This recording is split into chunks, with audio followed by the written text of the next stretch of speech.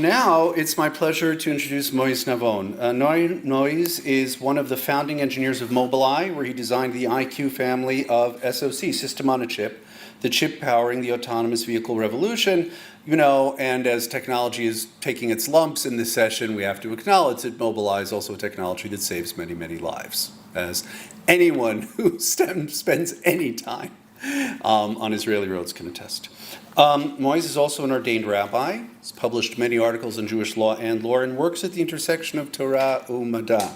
There's a nod to the YU grads of us in here in the audience.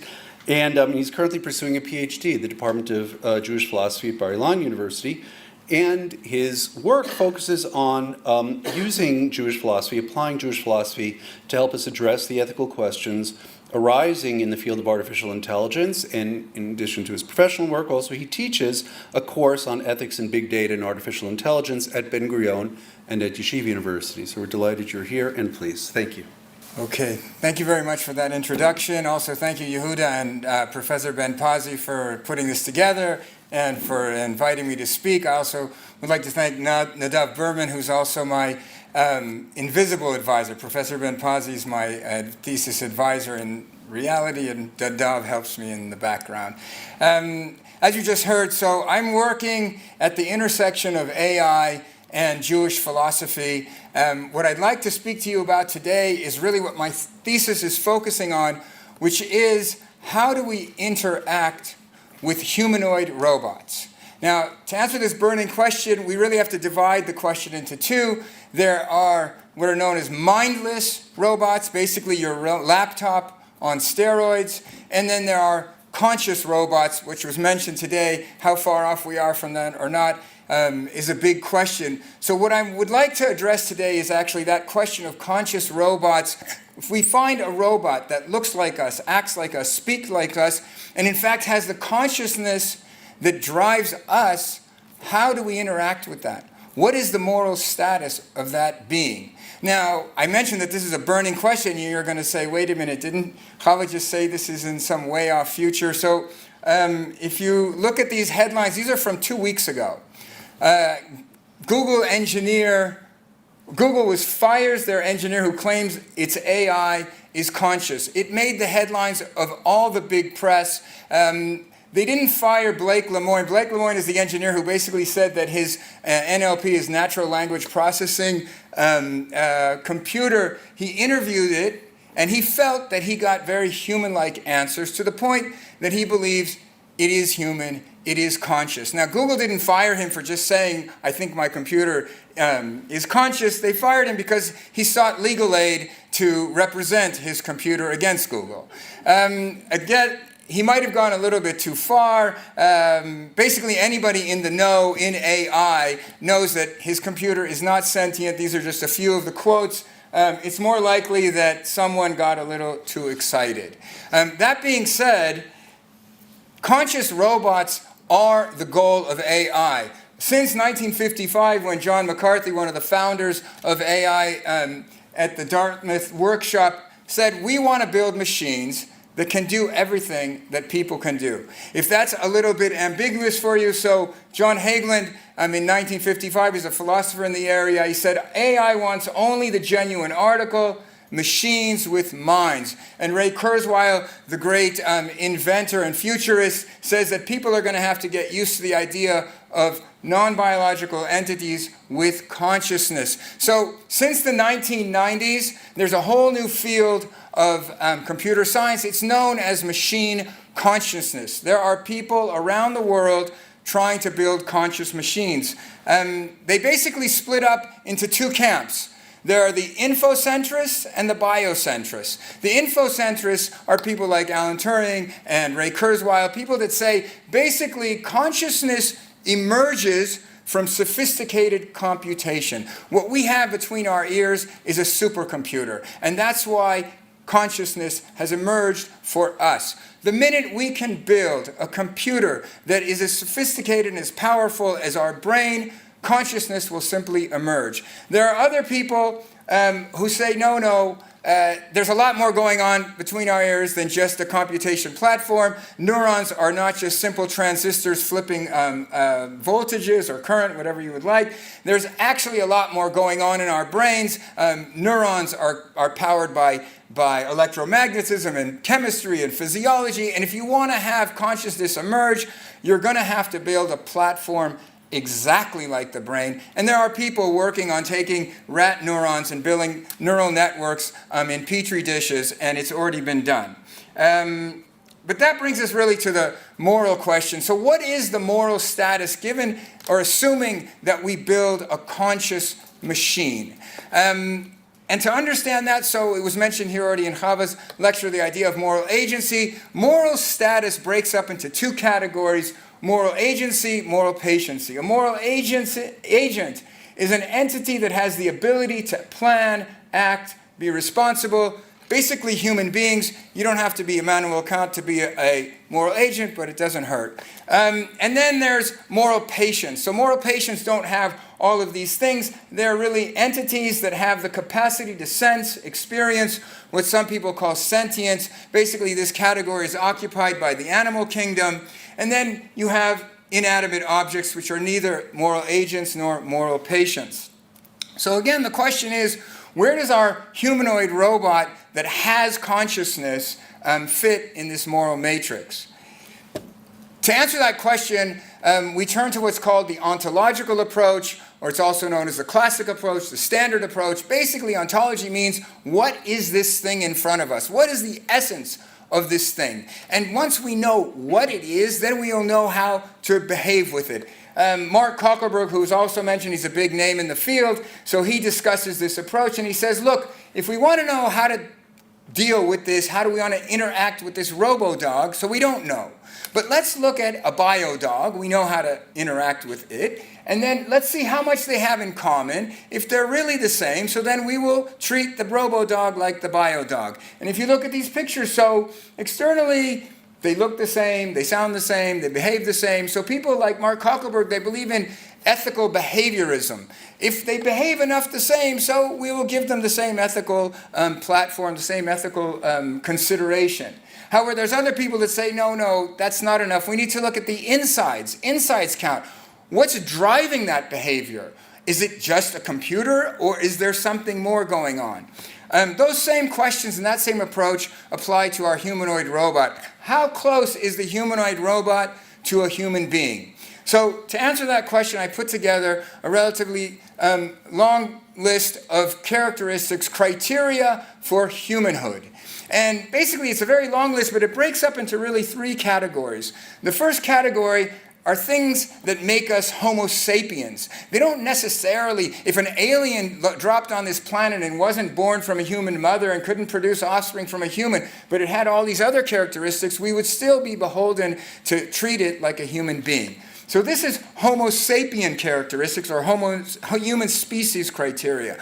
But the other things like intelligence, imagination, free will, intentionality, and so forth, all of those things are actually stuff that really make us unique, and they're all phenomenal consciousness related. Phenomenal consciousness is basically that faculty that allows us to experience the world and allows us to have all of these things. And then finally, there's the last category, which is basically phenomenal consciousness in and of itself. There are secular philosophers who demand that we have, or that say that we have and demand of a being, second-order phenomenal consciousness. We have the ability to think about our thoughts. We have the ability to reflect on who we are much more than an animal can. I can think about how you perceive me.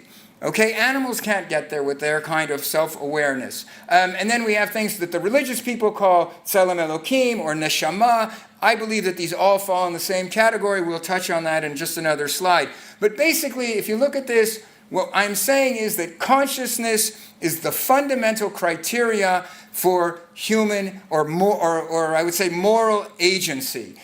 Consciousness is the property or faculty of the mind, which some call the soul. And so here I would like to digress for a moment and explain why I believe that soul and mind are both exactly the same thing. The term consciousness was really explained in the Enlightenment by John Locke in 1690 when he said, consciousness is the perception of what passes in a man's own mind. So this idea of consciousness in a mind is something new to the Enlightenment. John Hale, who writes in his textbook on philosophy of mind, he says basically the Greeks, Plato, Aristotle, basically everybody until the Enlightenment, when they referred to consciousness, they referred to the soul.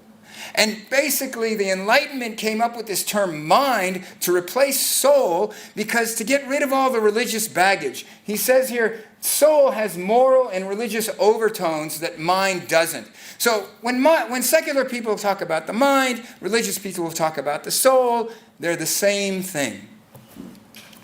And really, even in religious literature, we find this equation. There's way too many sources, unfortunately, for me to go through right now. I'll just bring you one line from the Ramban. The Ramban, when he's commenting on that God created us lenefesh chaya, a living soul. So he says, what is this thing?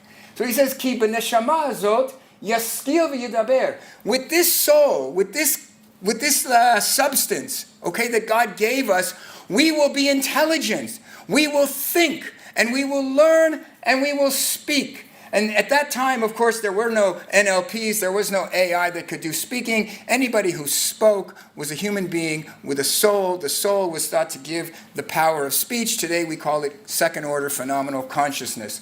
Uba ya'aseh kol ma'aseh. And with this thing that the religious people call the soul and secular people call the mind, we do everything that we do as human beings. There's many more sources that we could go to show this equation, but let's move on. So I asked, what's the moral status of a conscious robot? The answer is very simple. It's like a human being. If consciousness is what makes us unique, and some other being has consciousness, they have the moral agency that human beings do. This is really not a deep philosophical question. This is really a simple logical question. If it has consciousness, it's a human being. That's it. What's really difficult is, should we be creating such beings? Okay, and this question is being dealt with by philosophers and computer sciences, and anybody who's hearing about it. I could go through all these quotes, it's just half of them. I'll read just the first one by a guy named Signorelli, who's a computer scientist and also dabbles in philosophy. He says, as to the question to whether or not to create sentient AI, would be essentially an ethical question at the same level or even more intractable than cloning animals. So this is a really serious question, and this is the question that I want to bring some of these sources to bear to try to see if Jewish thought has any relevance for this almost science fiction question. To answer the question, it divides into two categories. So there are we talking about a new species, or are we talking about a human species? We said that human species are characterized by being born of a mother. The mother and father contribute genetic material. We're talking about a biological creation. So if we're infocentrists and we believe that we can get consciousness to emerge from a super powerful computer platform, we're talking about a new species. But if we're talking about building some kind of biological golem that's based on DNA, so we're talking about a human species. Now, to address whether we should or should not be making this new species, there's a classic prohibition in Parshat Kedoshim, in the book of Leviticus, that says we are not allowed to make new things in mixtures, what we call in Hebrew kilayim. Okay? You're not allowed to make new species. And the Ramban quotes, or the Ramban actually explains the idea and says, "Hamarkiv shnei minin mishaneh umakhish b'maaseh breshit." So he says, if you bring some kind of new species to the world, you're basically changing the fabric of creation, and you're denying God's creation. God put you here to do something with the creation that exists. Now, we heard from Chava that in fact, we are supposed to, from quoting Rav Jonathan Sachs, that we are supposed to try to improve the world. In fact, we are tasked with tikkun olam. We are supposed to do everything to improve our lot and to improve the lot of humanity. However, Rav David Bleich, who talks in the context of cloning, so he says man's creative power, at least to the extent that it does not involve creation of a novel species, is extolled in rabbinic sources. So what he's saying here is, yes, tikkun olam, fix the world, do everything you can, science, technology, nonstop, to a limit. And that limit is creating a new species. That's where God, as it were, in this prohibition, would be drawing the line that we can't go further. So I would have to say that, at least based on this interpretation of the Ramban, you can't create an infocentric conscious robot. But what about a biocentric conscious robot? So here the Golem literature comes to our aid. The most famous and actually the seminal first Golem to appear in Jewish literature is the Gemara in Sanhedrin, Daf Samachay Amud Bet. It says, Amar Rava, I ba'u tzadikei baru alma. So Rava, this great sage, comes and he says that if the righteous of the world would want to create a human being, he says create the world, but every human being is a world in himself. He's talking about creating a human. He says if the righteous would want to do that, they could do it. And so the Radziner Rebbe says, let's not even make a mistake here. He's talking about Adam Mamash, a real person, b'shleimut, in his completion, bli hevdel me Adam she'abara Hashem yitbarach. What we're talking about here is making a human being just like God created Adam. So this brought Rav Bleich to write as follows. The Gemara, he's talking about this Gemara, ascribes the power of creation to the righteous in terminology that is entirely matter of fact. There is no hint that such power should not be utilized. And in fact, Professor Moshe Idel, in his encyclopedic book, The Golem, brings a story. It's a unique story in all the Midrashim. It was written, according to Professor Idel, between the 2nd and 3rd century. It's found in Rabbi Yehuda Chassid's writings. It talks about making a golem that Yirmiyahu Navi and Ben Sira made, and it says, "Nivra lahem Adam acher," or Adam achad, slicha. And they made an actual person, and the person actually goes on to speak to them. So from these sources, it would seem very clear, that we can make a biocentric humanoid, conscious humanoid. But I would like to revisit the Gemara and take issue with Rav Bleich's reading. You see, I think that he was reading it a little bit narrow. I think he was reading it under the influence of trying to talk about cloning and finding a way to allow cloning. If we look at this first statement, it says, Amar Rava I ba'u tzadikei baru alma. If the righteous would come, they could create a human being. But what are these righteous? What is this righteous that could come and do that? So Rashi explains, Liyot niki'im mikol avon. We're not talking about nice people. We're talking about an individual who has no sin.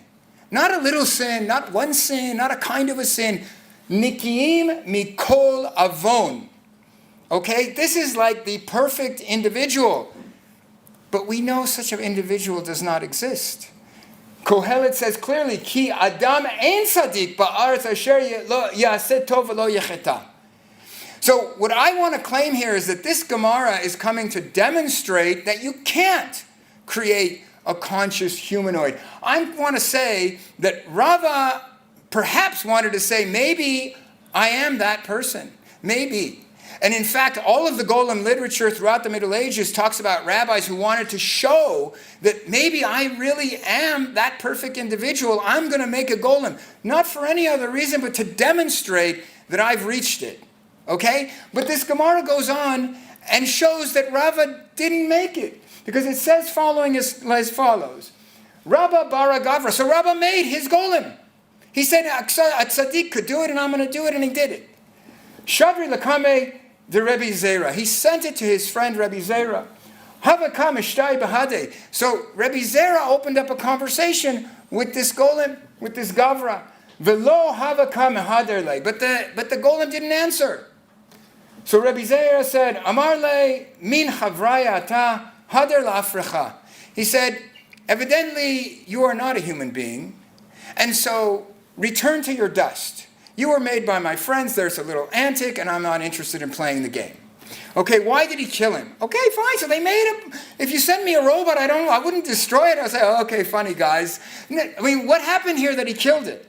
So the Maharsha says that, first of all, Rav Zera was able to identify this wasn't a human being because it didn't speak. And as we said before NLPs, the only beings that could speak were human beings that had a neshama that was behind, or a mind that was behind the ability to speak. And so he detected that it had a soul of a behemah. It had an animal soul, and if it's just an animal, I'm going to kill it.